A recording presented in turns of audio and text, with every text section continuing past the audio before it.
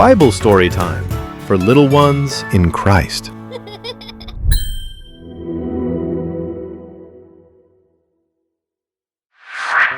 Hi குட்டீஸ், மீண்டும் உங்களை பைபிள் ஸ்டோரி டைமுக்கு அன்போடு வரவேற்கிறேன்.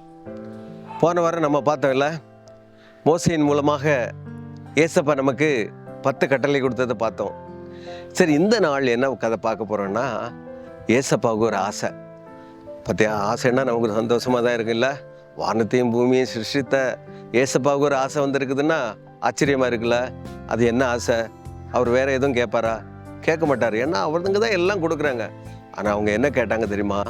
எனக்கென்று ஒரு பரிசுத்த ஆலயத்தை கட்டுங்க அப்படின்னு சொன்னாங்க. எவ்வளோ சந்தோஷமாக இருக்குதுல்ல. அந்த ஜீவனுள்ள தேவனை ஆராதிக்க நம்ம ஒரு ஆலயம் கட்டுறது நமக்கு ஒரு கொடுத்து வைத்த பாக்கியம் இல்லையா? சரின்னு சொல்லி மோசே இந்த வார்த்தையை கேட்டோன்னா அவனுக்கு ரொம்ப சந்தோஷம். அப்படியே ஜனங்கள்கிட்ட கூப்பிட்டு சொன்னோன்னே ஜனங்களுக்கு ரொம்ப சந்தோஷம். உடனே ஒருத்தர் சொல்கிறாரு, நான் சபை ஆலயம் கட்டுறதுக்கு இடம் தரேன். ஒருத்தர் சொல்கிறாரு, நான் நிறைய ஐடியா தரேன்னு சொல்கிறாரு. ஒருத்தர் சொல்கிறாரு, நான் பொண்ணு வெள்ளி உங்களுக்கு என்ன வேணும் அப்படின்னு சொல்லி அப்படியே ஒவ்வொரு ஆளும் ஒவ்வொரு இதாக சொல்கிறாங்க. மோசைக்கு ரொம்ப சந்தோஷம்.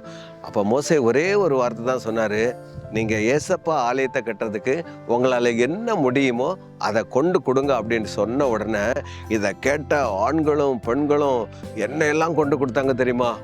பொன், வெள்ளி, வெங்கலம், சீத்தி மரம், வெள்ளாட்டு மயிர், ஆட்டுக்கடா தோல், அப்புறம் இளநீல், குத்து விளக்கு, அபிஷேக தைலம், அந்த தூபவர்க்கம், அப்புறம் ஏபோத்திலும் அந்த மார்க்க பதத்திலும் பதிக்கக்கூடிய கோமேத கற்கள், ரத்தன கற்கள் அப்படின்னு நிறைய பொருட்களை கொண்டு அப்படியே குவிஞ்சிட்டாங்க.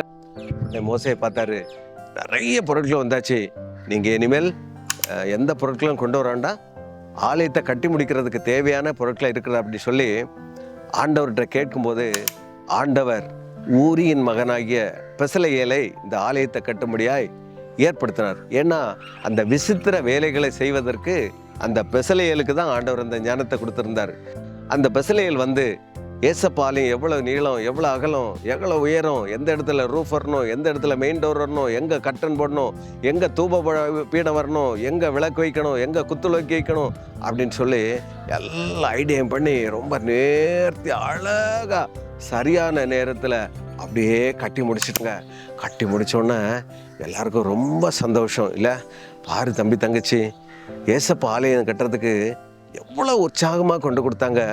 அது மாத்திரம் இல்லை, கட்டுறதுக்கு ஒரு ஞானமுள்ள ஒரு விசித்திர வேலை செய்யக்கூடிய பெசலெயேலையும் ஆண்டவர் ஏற்படுத்தினார்.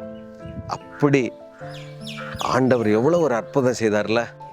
சரி, இந்த நாளுக்குரிய வேதவசனத்தை நாம் கற்றுக்கொள்ளலாமா? அவர்கள் நடுவிலே நான் வாசம் பண்ண எனக்கு ஒரு பரிசுத்த ஸ்தலத்தை உண்டாக்குவார்களாக. யாத்திராகமம் 25:8. மீண்டும் ஒரு முறை சொல்லுவோமா? அவர்கள் நடுவிலே நான் வாசம் பண்ண எனக்கு ஒரு பரிசுத்த ஸ்தலத்தை உண்டாக்குவார்களாக. யாத்திராகமம் 25:8. ஜெபிப்போமா? அன்புள்ள இயேசப்பா, உமக்கென்று ஒரு ஆலயத்தை கட்டுங்கள் என்று சொன்னபோது மனமோந்து கொடுத்த ஒவ்வொரு பிள்ளைகளுக்காக நன்றி செலுத்துகிறோம்.